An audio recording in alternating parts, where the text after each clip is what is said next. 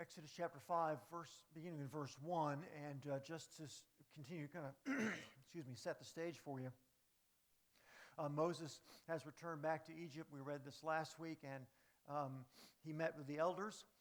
They heard that God had seen their affliction. They heard the promises that God gave to them through Moses, and they worshiped him. Now we're at 5:1. Afterward, Moses and Aaron went and said to Pharaoh, "Thus says the Lord, the God of Israel."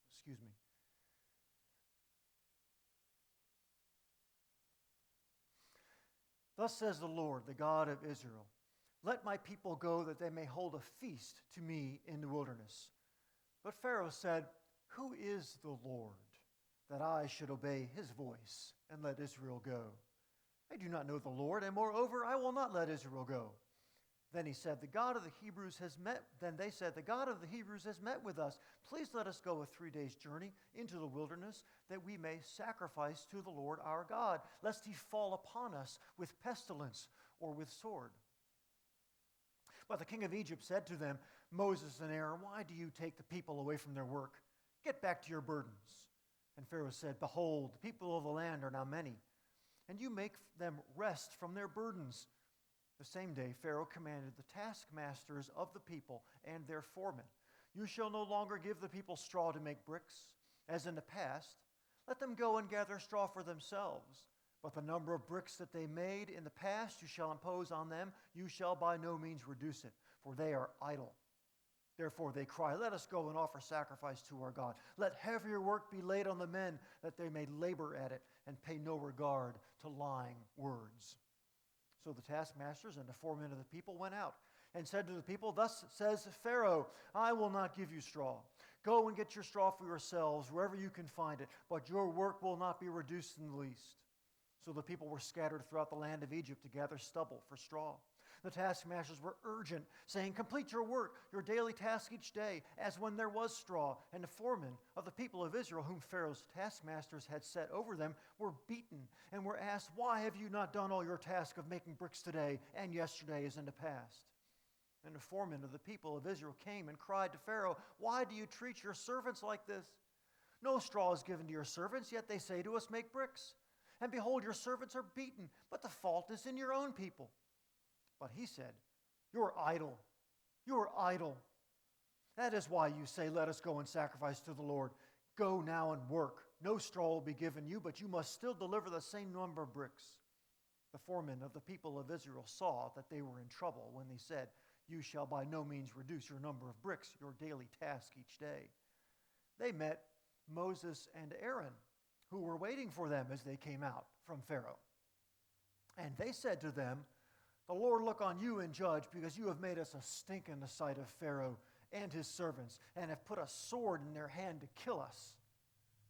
And Moses turned to the Lord and said, 'O Lord, why? Why have you done evil to this people? Why did you ever send me? For since I came to Pharaoh to speak in your name, he has done evil to his people, and you have not delivered your people at all.'" The word of God for the people of God.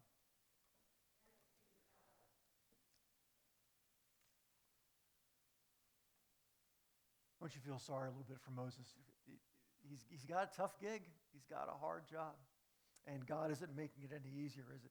When I was reading the commentaries on this passage and I got to that last part, Calvin, the great reformer, said about that, he said, "When God has begun to regard us for the purpose of relieving our troubles, he sometimes takes occasion to increase the pressure of our burdens."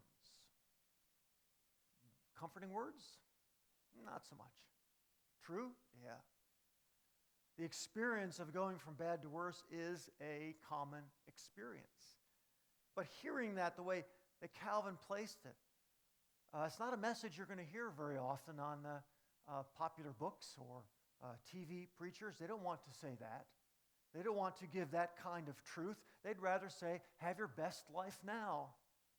They'd rather say, "Just claim it, name it, and claim it." They don't want to say, "God may increase the pressure of your burdens." It's such a common idea, actually, that we have several different sayings for it. Going from bad to worse is one. You may have heard the cure is worse than a disease. And all you have to do is listen to those pharmaceutical ads on television to realize how true that is. You know, this pill or injection, this may help you live longer. Oh, and by the way, you may die. So the cure is worse than a disease in many cases, but it's also this idea about, a very common idea about out of the frying pan into the fire. You probably heard that one. Why do we have these sayings? Because that's life, right? That's life. I find this true. When I was in high school, I was really big into physics. I loved physics. I had a great physics teacher, which is probably why I liked it so much. And there's a law in physics about in thermodynamics, and I'm not going into details of that, but it kind of plays out into reality. And the idea simply is that things in the universe always move from order to disorder. That's how things are. Everything moves from order to disorder. Now, all of you know, after you clean your house, you know this to be true. Everything's set, everything's in its place. Give it a couple days, and all of a sudden it's just not the same anymore. Now, of course, the physics law has to do with other actions and things like that. We know that people come in and mess up our stuff. We know that happens too. But there's still a reality that things go from order to disorder. It's a common theme. It's almost like a law of existence. It's also biblical. But one thing that makes it a good word for us is that actually it's bad to worse to perfect. Go from bad to worse to perfect. Let's see how that plays out. And I'm going to pull 3 examples from the Bible, besides the example we're looking at here, because we're actually in the middle of the Moses-Israelite story. We're not going to see the whole thing yet. So we're kind of at the going from bad to worse part. It actually, as you know the story, goes from bad to worse to worse to worse to worse. But just deal with me here right now. The 3 examples we're going to look at are Eden, Joseph, and Job. And begin with Eden. In the Eden story, things slide very quickly from good to bad to worse. So they're in this beautiful place, the Garden of Eden, and of course then sin enters the game and things go from good to bad.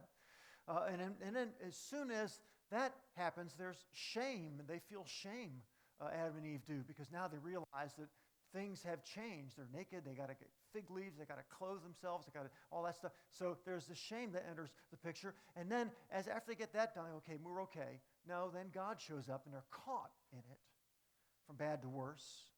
And okay, so God caught us. So what's going to happen now? Maybe we'll just be, like, I don't know, chastised or something like that. No, it gets worse. They're cursed. They're cursed. And then as if that wasn't bad enough, they're kicked out, banished from the garden forever. Things go from bad to worse. It all happens very quickly in Genesis, 3rd chapter. Joseph, you know the story of Joseph, not Jesus' daddy, but Joseph, the Old Testament, favored son of his father.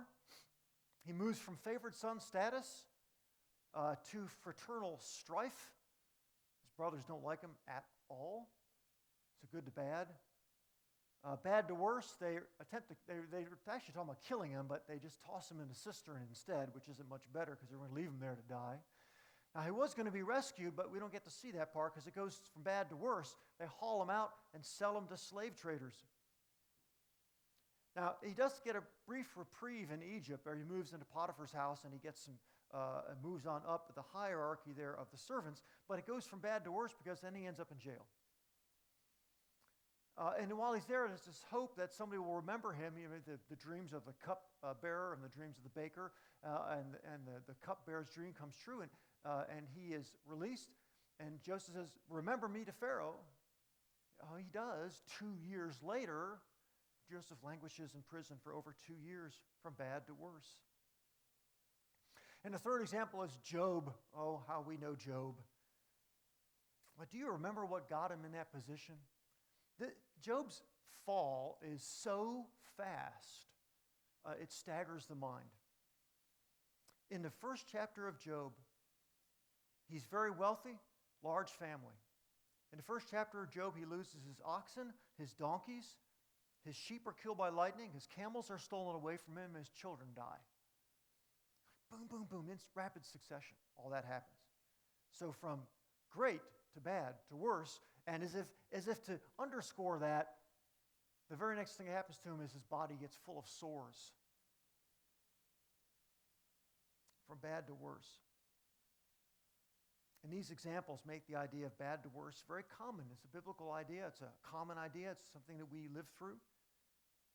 But what I found fascinating is the response. It's the response to that situation that makes it biblical and important for us. Take Job, for example. How does Job respond when everything is taken away from him? Shall we receive good from God, he says, and shall we not receive evil? That song we sang, Blessed Be the Name, speaks to that. We have to understand our place in the world. And Job understands his place in the world. Good things come, they must come from God. Bad things come,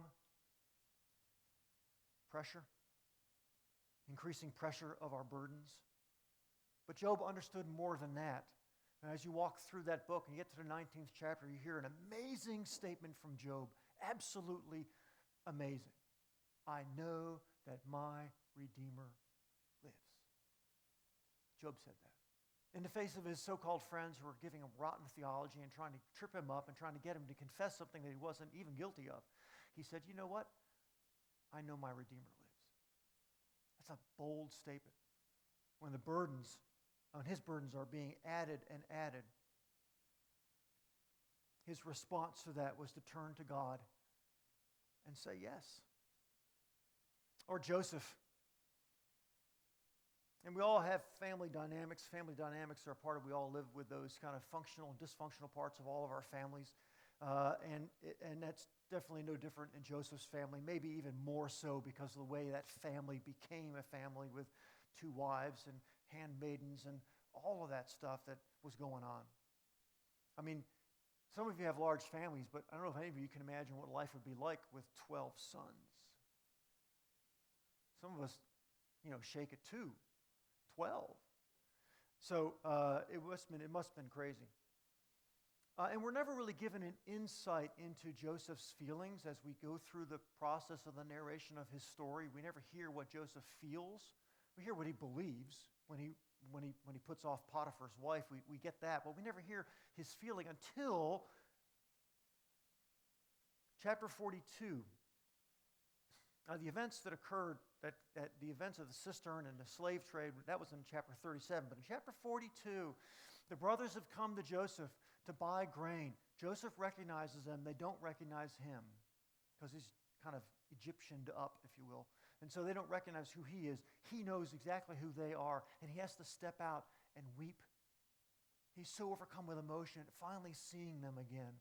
It's a reunion for him that he never really anticipated. And apparently he has great affection for them.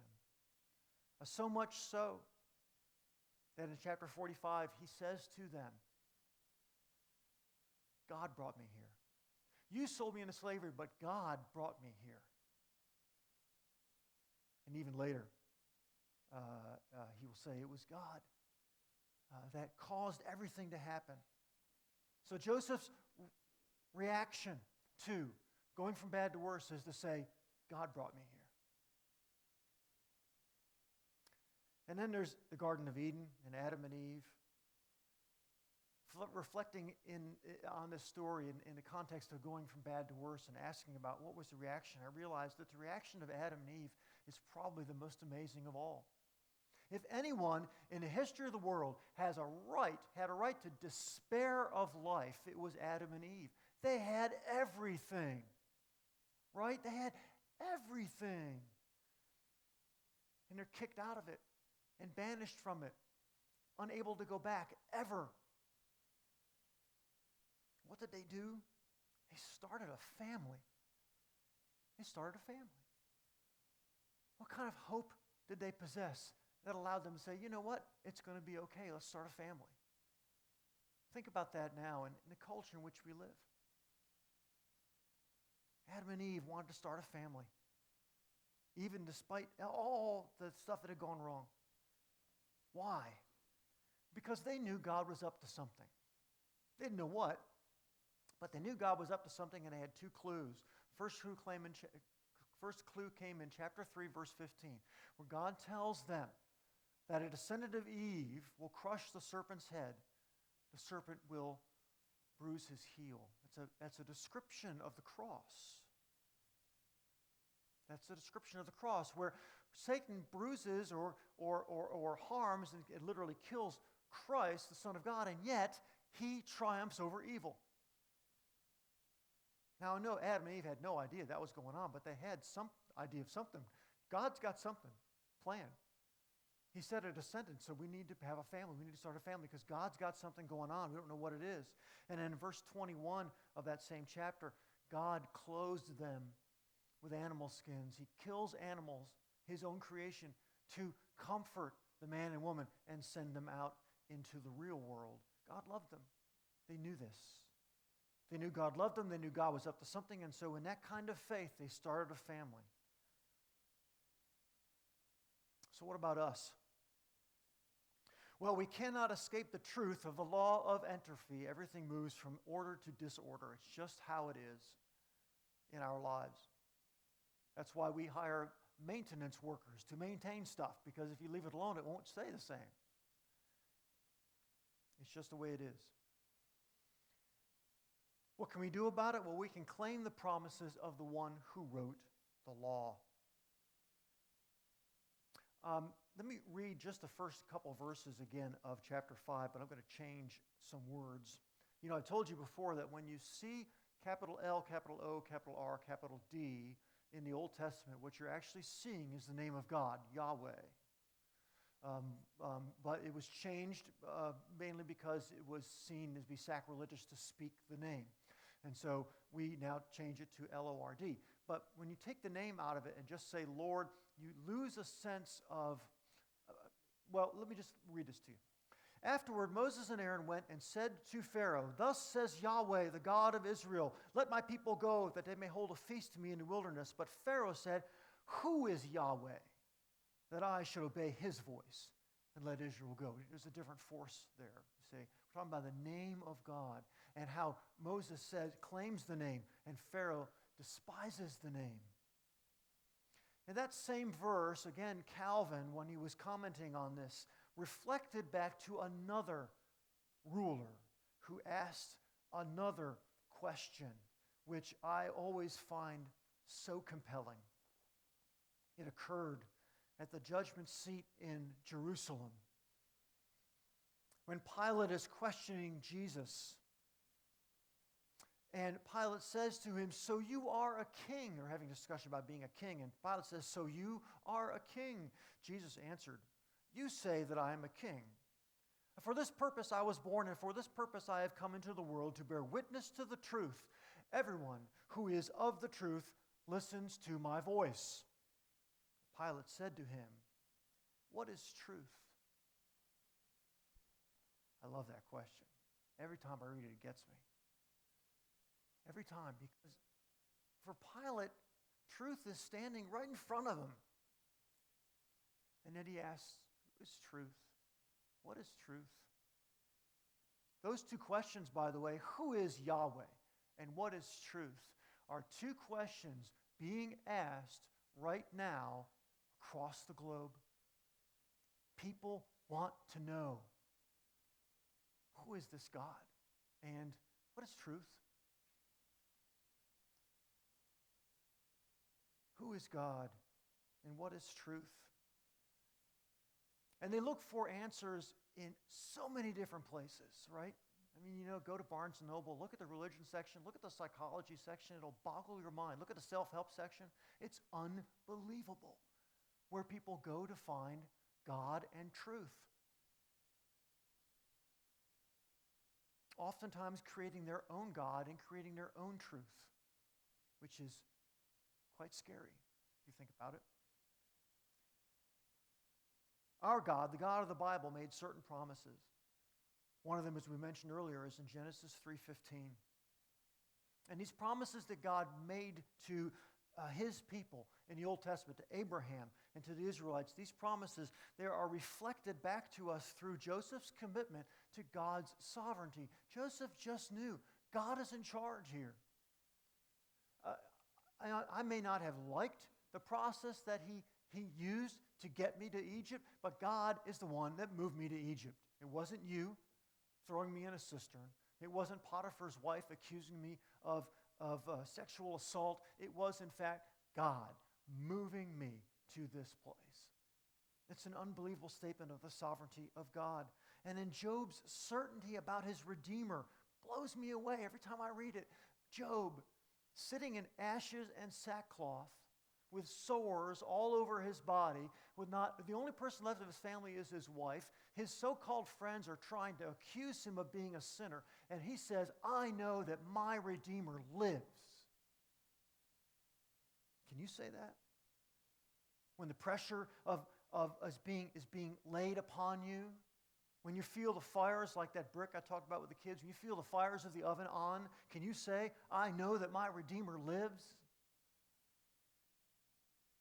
Because our Redeemer does indeed live. And he has a name, and that name is Jesus.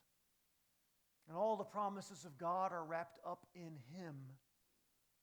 In his passion, death, resurrection, and ascension, those four movements, passion, death, resurrection, ascension, those four movements give us a map to travel through this minefield of life. And folks, if you don't know, it is. Missteps can happen all along the way. And then we get to deal with the explosions that they give us.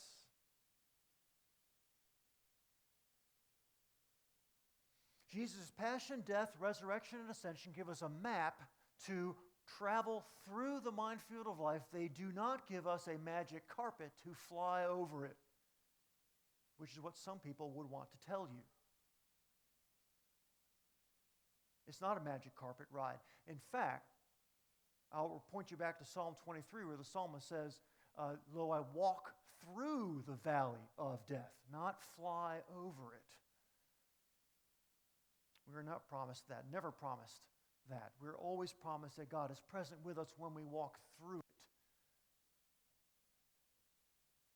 That doesn't feel good. You probably can't put that on a greeting card, but it's the truth. Because you see, at the end of that journey, after all of that is over, we have another promise, and a promise of eternity in a brand new Eden that Revelation describes as the new heavens and the new earth. We actually get to go back where Adam and Eve were kicked out of. And it will be, in fact, perfect. Some people want to say that life as a cycle goes around and around and around again. Sort of a depressing kind of way to look at it, but I'll tell you what, it's not. It's a journey, which is another reason why Exodus is so important to us. You know, Exodus literally means exiting. And so we are in a journey, right with the Israelites. We're on a journey, just as Jesus had a journey. We're on a journey, yes, from bad to worse, but perfect lies beyond. For those that place their faith in Jesus Christ, who understand his passion, death, resurrection, and ascension as being truths, and placing their faith in him, that is a perfect ending to the Exodus that all who place their faith in Jesus will experience. A wonderful, wonderful promise of God. May God add his blessings to his word.